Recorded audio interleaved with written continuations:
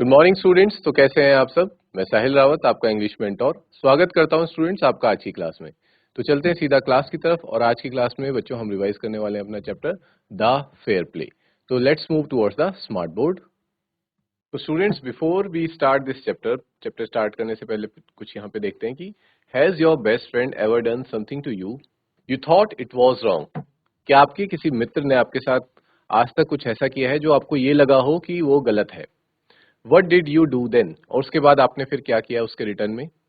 Did you keep quiet और did you tell your friend what you thought. क्या आप चुप रहे ये सब देख करके, या फिर आपने अपने दोस्त को बताया कि उसने क्या किया और आपको इस पर क्या असर हुआ। Read the story about two friends who had to decide what was more important, friendship और एन एनमिटी, और a sense of what is right and what is wrong. यहाँ पे स्टूडेंट्स हमें बताया जा रहा है कि स्टोरी में भी हम दो दोस्तों की कहानी जानने वाले हैं जिनको ये डिसाइड करना पड़ा कि सबसे ज्यादा जरूरी उनके लिए क्या है। उनके लिए उनकी दोस्ती मित्रता ज्यादा इंपॉर्टेंट है या फिर ये चूज करना कि क्या सही है क्या गलत है। ठीक है बच्चों, तो हम स्टार्ट करते हैं इस चैप्टर को। इसका नाम है फेयर प्ले।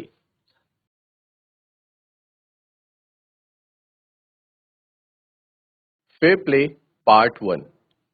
फर्स्ट पैराग्राफ है students, Jumman Shaikh and Algu Chaudhary were good friends. So strong was their bond of friendship that when either of them went away from the village, the other looked after his family. Both were greatly respected in the village. यहाँ पे हम दो दोस्तों की कहानी जान रहे हैं बच्चों, और उनके नाम क्या है।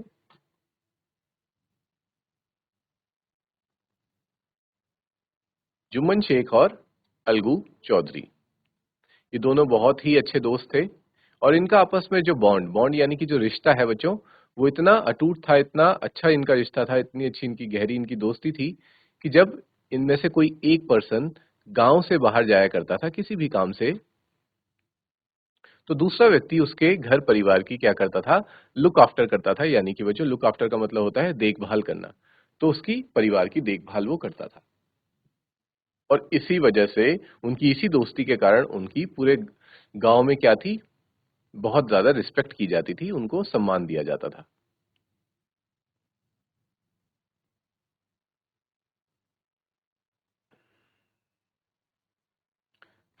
Now second paragraph is, Jumman had an old aunt who had sum property. Jumman की एक बूढ़ी आंटी हुआ करती थी, ये जिसे हम चाची जी कहते हैं, जिनके पास कुछ प्रॉपर्टी थी बच्चों। ठीक है, कुछ जायदाद थी। This she transfer to him on the understanding that she would stay with him and he would look after her. जो आंटी थी जुम्मन की, उनके आगे कोई भी औलाद और संतान नहीं थी। इस वजह से वो क्या करती हैं, वो एक एग्रीमेंट साइन करती हैं जुम्मन के साथ कि वो अपनी सारी प्रॉपर्टी क्या कर देंगी, जुम्मन के नाम कर देंगी, लेकिन उसके बदले में जुम्मन को उनकी देखभाल करनी पड़ेगी और उन्हें हमेशा अपने पास ही रखना पड़ेगा। ठीक है बच्चों, यहां तक क्लियर है। The arrangement worked well for a couple of years. और जो ये व्यवस्था थी, जो इन्होंने एग्रीमेंट बनाया था इस तरह का, ये कई सालों तक तो ठीक ठाक चला।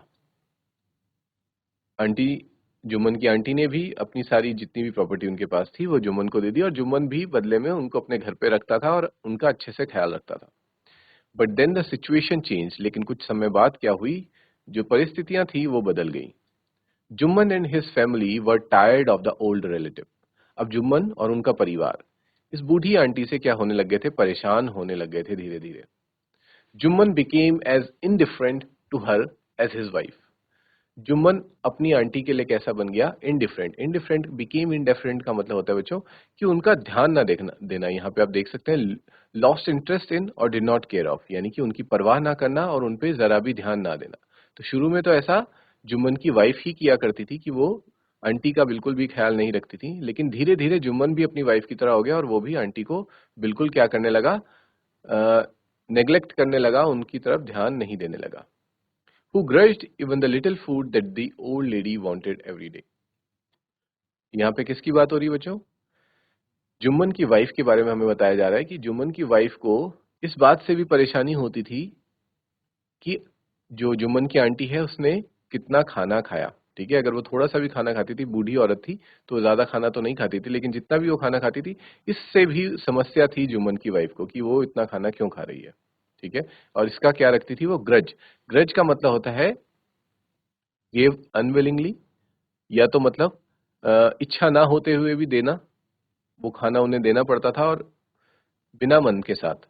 And felt angry unhappy about giving, और या हम कहते हैं ना कि मतलब दुखी मन से दिया या फिर अच्छे मन से नहीं दिया, गुस्से में दिया या ना चाहते हुए दिया, तो कुछ ऐसा ट्रीटमेंट जुम्मन की वाइफ जुम्मन की आंटी के साथ कर रही थी। She swallowed these insults along with her food for a few months। और जुम्मन की आंटी को भी ये सब साफ नजर आ रहा था कि जुम्मन की वाइफ का क्या बर्ताव है उनके तरफ। वो कई महीनों तक तो इस चीज को क्या करती रही बच्चों, ये जो कड़वे घूंट थे, उनकी जो इंसल्ट हो रही थी, बेइज्जती हो रही थी कि उनको खाना बहुत गलत तरीके से दिया जाता था, उसको, उसके कड़वे घूंट वो पीती रही। ठीक है। स्वॉलोड का मतलब दीज इंसल्ट्स, इन इंसल्ट्स को वो क्या करती रही, टॉलरेट करती रही, सहन करती रही। But patience has its limits. लेकिन उनके पेशेंस, उनके सब्र की भी एक क्या थी बच्चों, सीमा थी। आखिर वो कब तक ये सारी चीजें सहन करती।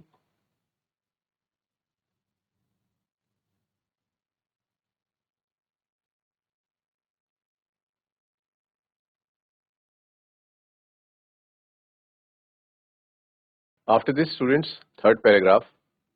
One day she spoke to Jumman, my son, it is now obvious that I am not wanted in your house. और एक दिन जो आंटी हैं वो जुम्मन से बात करती हैं और वो कहती हैं कि बेटा देखो, अब ये चीज साफ नजर आ रही है कि मेरी इस घर में कोई जगह नहीं है। So kindly give me a monthly allowance so that I can set up a separate kitchen. इसलिए अब तुम मुझे क्या करो कि हर महीने कुछ पैसे दे दिया करो, ताकि मैं अपना खुद का किचन या फिर खुद का सेटअप जो कहीं और जाकर रह सकूं और खुद खाना वगैरह बना के अपनी देखभाल कर सकूं। इस पे जुम्मन कहता है, my wife knows best how to run the house, be patient. वो चिढ़ते हुए यहाँ पे कहता है, वो ये कहता है कि आपको चिंता करने की जरूरत नहीं है, मेरी वाइफ को ये अच्छे से मालूम है कि घर किस प्रकार से चलाना है। And this was said bye Jumman very shamelessly, बिना बिना किसी शर्म के, शर्माते हुए जुम्मन ये बात अपनी आंटी से कहता है। This made his aunt very angry, और इस बात को सुनकर के जुम्मन की आंट को बहुत गुस्सा आता है। And she decided to take her case to the village panchayat, और उस दिन वो डिसाइड करती हैं कि अपने इस केस को, जो भी उनकी समस्या है उसको लेकर के वो अब कहाँ जाएंगी, जो गांव गांव की पंचायत होती है बच्चों, वहां पे अपने इस बात को उठाएंगी।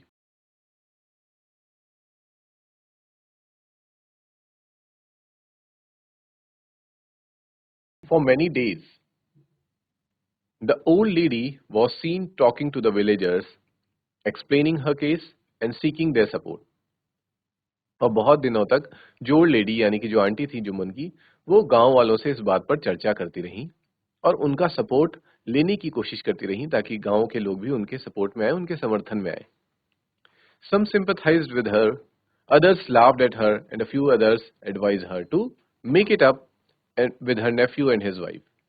अब यहाँ पे अलग तरह तरह के लोग थे और तरह तरह के सुझाव। कुछ लोगों ने उनके साथ सिंपथी जताई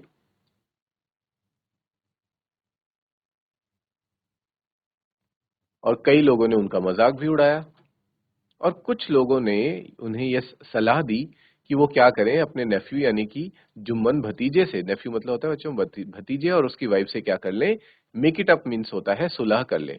ठीक है, सब कुछ सॉर्ट आउट कर लें, स्टॉप क्वेरलिंग, लड़ाई करना छोड़ दें, and come to an agreement with, और किसी समझौते पे या किसी निष्कर्ष पे आए। At last she came to Algu Chaudhary and spoke to him. और आखिर में जब लोगों की सलाह सुनते सुनते जो आंटी हैं वो किसके पास आती हैं बच्चों, अलगू चौधरी के पास आती हैं और उससे बात करती हैं और अपना सारा जो भी मैटर था वो अलगू चौधरी को समझाती हैं। इस पे अलगू चौधरी कहता है, यू नो चाची, Jumman is my best friend. चाची आप ये जानती हैं कि जुम्मन मेरा प्रिय मित्र है। How can I go against him, तो मैं उसके अगेंस्ट कैसे जा सकता हूँ, मैं उसके खिलाफ कुछ भी नहीं कह सकता। But is it right my son to keep mum and not say what you consider just and fair. पर इस पे फिर जो आंटी हैं वो ये कहती हैं कि क्या पर तुम्हारा ऐसा करना, क्या ये सही है? तुम जानते हो कि क्या सही है क्या गलत है। जुम्मन मेरे साथ सही कर रहा है या गलत कर रहा है, और उसके बावजूद भी सब कुछ जानते हुए तुम क्या करो, कीप मम। कीप मम का मतलब है बच्चों क्वाइट, साइलेंट। ठीक है, कि तुम सब कुछ जानते हुए भी क्या करो, कुछ ना बोलो, तो वो क्या सही है या गलत है। प्लीडेड द ओल्ड लेडी, और इसी तरह से जो ओल्ड लेडी है वो अलगू चौधरी के सामने क्या करती हैं, विनती करती हैं। Come to the panchayat and speak the truth. वो कहती हैं कि अलगू तुम तो सब कुछ जानते हो, सारी सच्चाई जानते हो कि मेरे साथ क्या व्यवहार हो रहा है और क्या मैं जो डिमांड कर रही हूँ वो सही है या गलत है, इसलिए तुम पंचायत में आओ और सबको सच बताओ। She said. Algu did not reply. Algu उस वक्त दुविधा में था, वो कुछ रिप्लाई नहीं कर पाया। But her words kept ringing in his years. लेकिन आंटी के द्वारा कही गई बातें अभी भी अलगू के कानों में बज रही थी, या फिर उन्हें उसे बार बार वो चीजें सुनाई दे रही थी। बार बार सुनाई देने का मतलब ये होता है बच्चों कि अलगू को भी कहीं ना कहीं ये पता था कि जो वो कर रहा है वो गलत है। ठीक है, तो जो उसका कॉन्साइंस है या फिर जिसे हम जमीर कहते हैं, वो उसे गवाही नहीं दे पा रहा था कि अलगू का इस मामले में शांत रहना और आंटी के सपोर्ट में ना आना गलत है।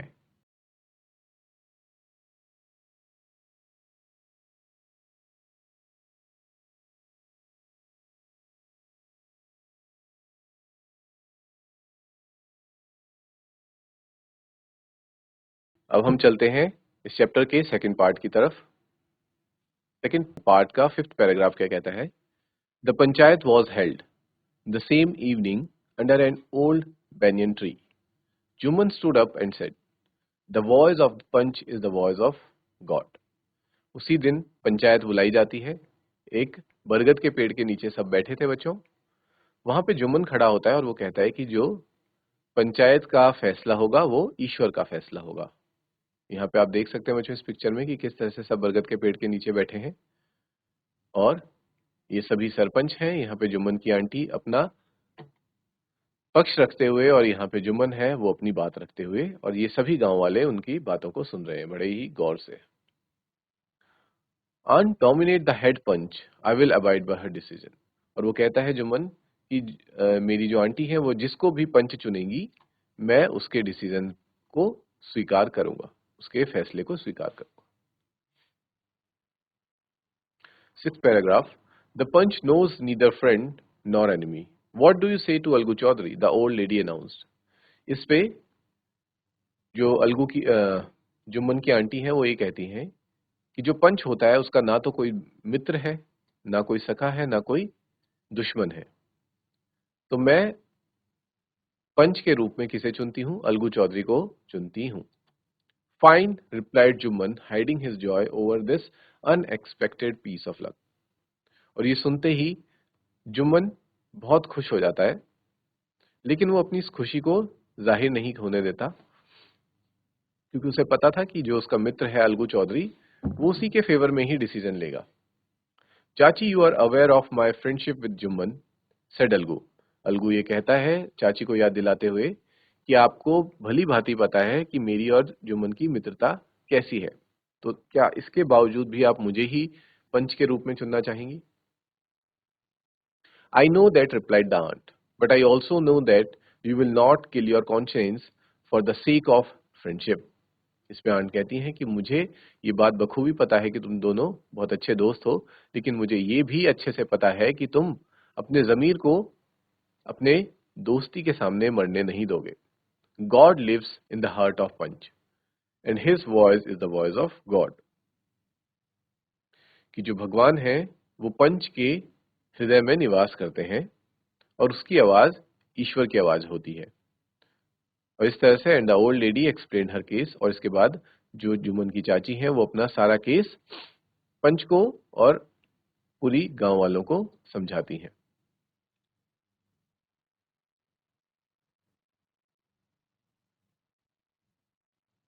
Jumman said Algu, you and I are old friends.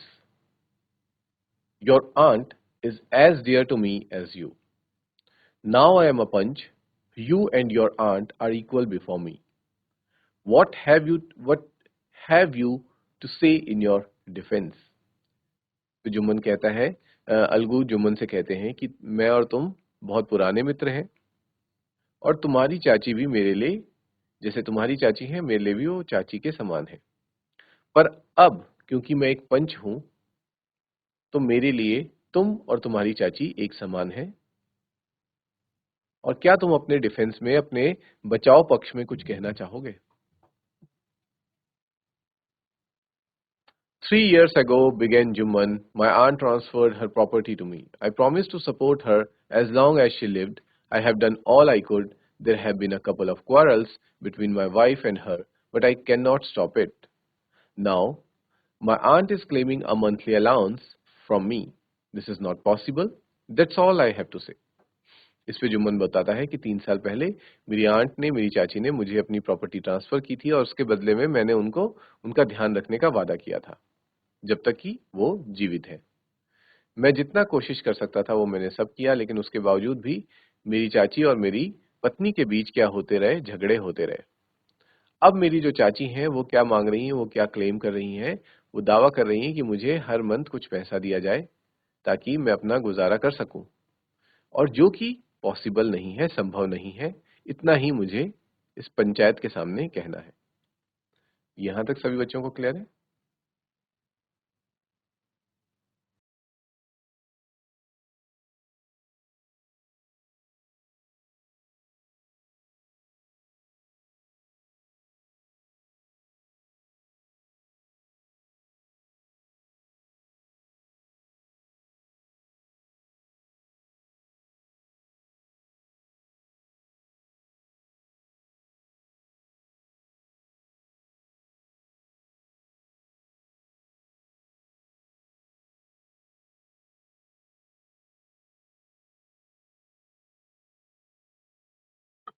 Examined bye Algu and others. और जुम्मन से फिर क्या किए गए, क्रॉस क्वेश्चनिंग किए गए, यानी कि अलगू ने और दूसरे लोगों ने सवाल जवाब भी किए। Then Algu announced, we have gone into the matter carefully, कि हम इस मामले को बहुत ही बारीकी से देख चुके हैं। In our opinion Jumman must pay his aunt a monthly allowance और else the property goes back to her.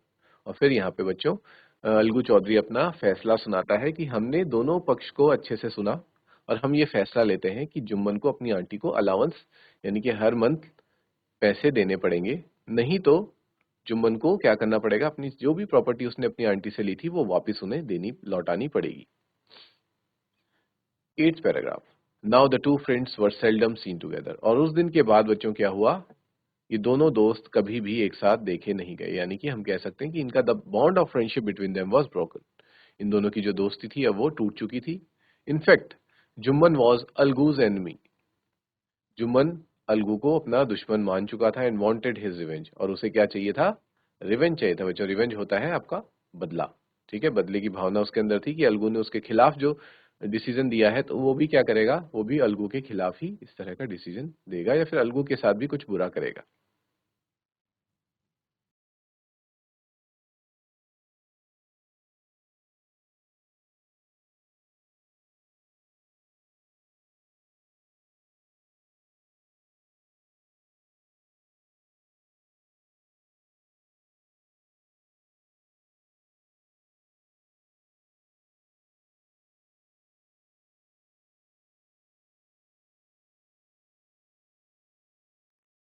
And now let's start the third part of this story.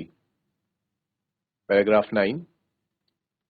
Days passed, and as ill luck would have it, Algu Chaudhary found himself in a tight spot. दिन गुजरते गए और एक बार अलगू चौधरी का भी क्या हुआ बच्चों, बुरा वक्त आया। डिफिकल्ट, टाइट स्पॉट का मतलब होता है डिफिकल्ट सिचुएशन आई उसकी लाइफ में। One of his fine pair of bullocks died. उसके जो दो बैल थे बच्चों, उनका जो जोड़ा था वो क्या हो जाते हैं, मर जाते हैं। He sold the other to Samjhu Sahu. और वो दूसरे बैल को किसे बेच देता है, समझू साहू को बेच देता है, क्योंकि एक बैल तो उसके किसी काम का नहीं था, क्योंकि बैल हमेशा पेयर में ही काम आते हैं। A car driver of the village, जो कौन था बच्चों, समझू साहू कौन था, एक कार ड्राइवर था, यानी कि वो क्या चलाया करता था, कार्ट चलाया करता था, जिसे आपने देखा होगा टांगा टाइप का होता है, वो उसे चलाता था। The understanding was that Sahu would pay the price of the bullock in a month's time. It so happened that the bullock died within a month. समझौता ये हुआ था कि जो समझू साहू है वो उस बैल की कीमत 1 महीने के अंदर ही चुका देगा, पर ऐसा नहीं हो पाया। जो दूसरा बैल भी था जो उसने अलगू चौधरी ने समझू साहू को बेचा, वो भी बच्चों 1 महीने के अंदर ही मर गया, उसकी भी मृत्यु हो गई। 10th paragraph. Several months after the bullock's death, Algu reminded Sahu of the money he had not yet paid. Bullock यानी कि बैल के मरने के कई दिन बाद अलगू साहू को याद दिलाता है उन पैसों के बारे में जो उसने अभी तक उसे पे नहीं किए हैं। साहू गॉट वेरी अनॉयड, और साहू इस बात से क्या हो जाता है, बहुत ज्यादा चिढ़ जाता है। I cannot pay you a penny for the rest beast you sold me, कि मैं तुम्हें एक ऐसे जानवर के लिए पैसे नहीं दे सकता जो कि तुरंत ही मर गया, वो मेरे किसी काम का नहीं था। He brought us nothing but ruin, उसकी वजह से सिर्फ और सिर्फ मेरा नुकसान ही हुआ।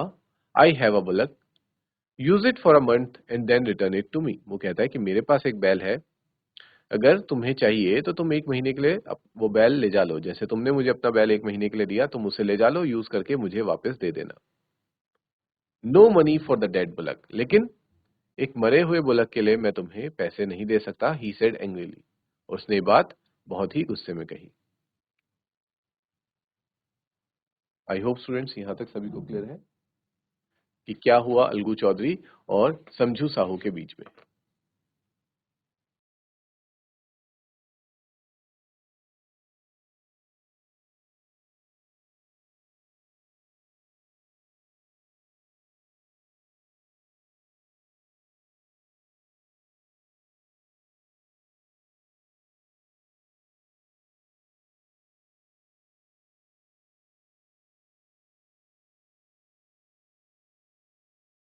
Eleventh paragraph.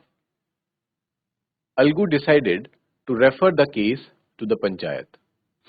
अलगू ने ये निर्णय लिया कि वो अपने इस केस को लेकर, इस समस्या को लेकर कहाँ जाएगा, पंचायत के पास ही जाएगा और पंचायत ही इसका कोई निर्णय निकालेगी। For a second time in a few months preparations for holding the panchayat were made, और ऐसा पहली बार हो रहा था कि कुछ ही महीनों के अंदर दूसरी बार पंचायत को बुलाया जा रहा था, पंचायत की तैयारी की जा रही थी किसी डिसीजन को सुनाने के लिए। And both the parties started meeting people seeking their support, और दोनों ही पार्टी यानी कि बच्चों अलगू चौधरी और समझू साहू क्या करने लगे, गांव के लोगों से मिलकर उन्हें अपना पक्ष समझाने लगे, ताकि उन्हें गांव वालों का क्या मिल सके बच्चों, सपोर्ट मिल सके, समर्थन मिल सके।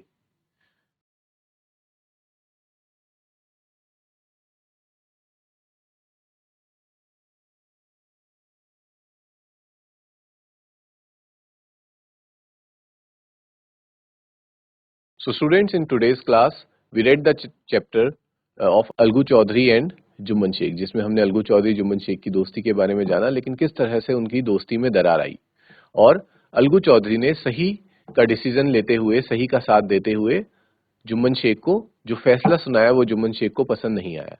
अब क्या हो चुका है बच्चों, अलगू चौधरी खुद एक समस्या में फंस चुका है और फिर से पंचायत बुलाई गई है। बाकी की जो स्टोरी है बच्चों उसको हम नेक्स्ट क्लास में डिस्कस करेंगे कि अलगू चौधरी के साथ क्या होता है, क्या पंचायत का फैसला उसके पक्ष में आता है या नहीं आता है।